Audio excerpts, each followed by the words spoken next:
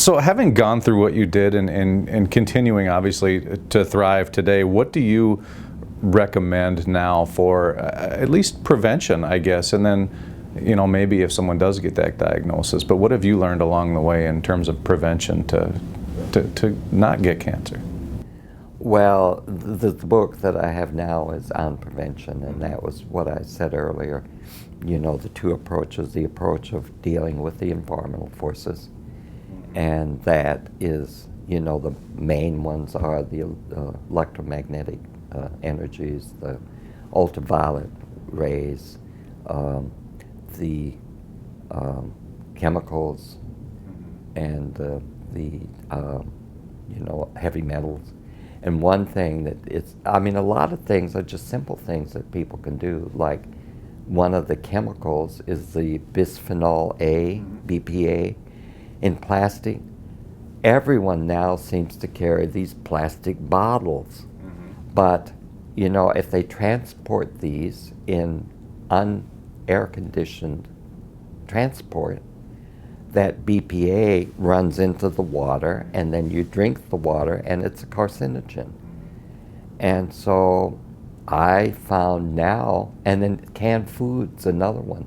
You know, the linings of the canned food to preserve has BPA in it. But people like, there's a couple companies, one of them just went out of my head, but they have BPA-free canned things. The other thing I noticed, I do a lot of my shopping at Whole Food, and they have BPA-free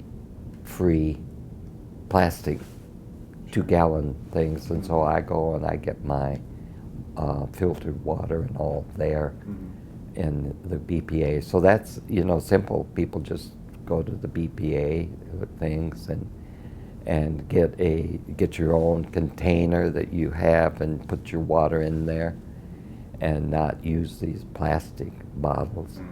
And a lot of people don't realize even that there's numbers on those plastic bottles, and that the higher the number, or the lower the number, the less likely it is. Like the 1 is the best, and it's usually a harder plastic than the 3. You should never use a 3.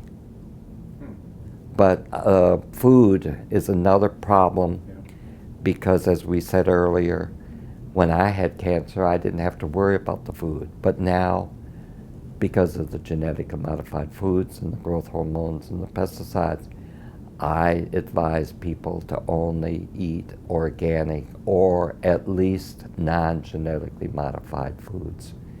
You know, I don't think you can afford, and then there's the fish. You don't eat the larger fish because they eat the smaller, and so there's more concentration of mercury.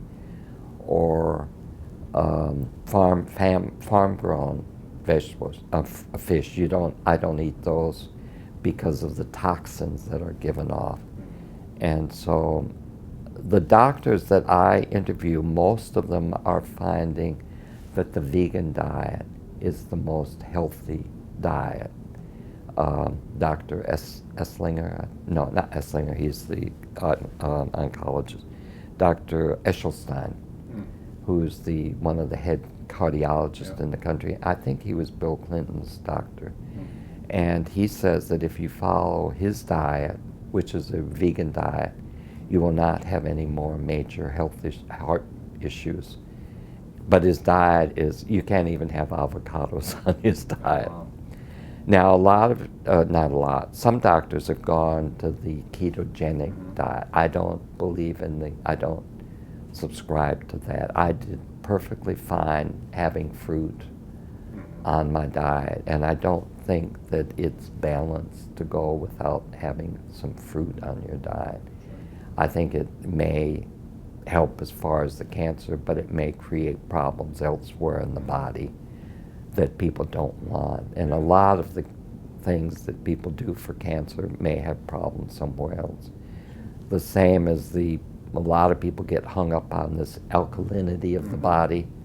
Well, if your body is healthy, our body is made to handle, you know, to maintain the blood pressure, to maintain the blood sugar levels, to maintain all of these things. It's a very complicated process, but alkalinity is something that is maintained too, unless you've got some health issues. Right.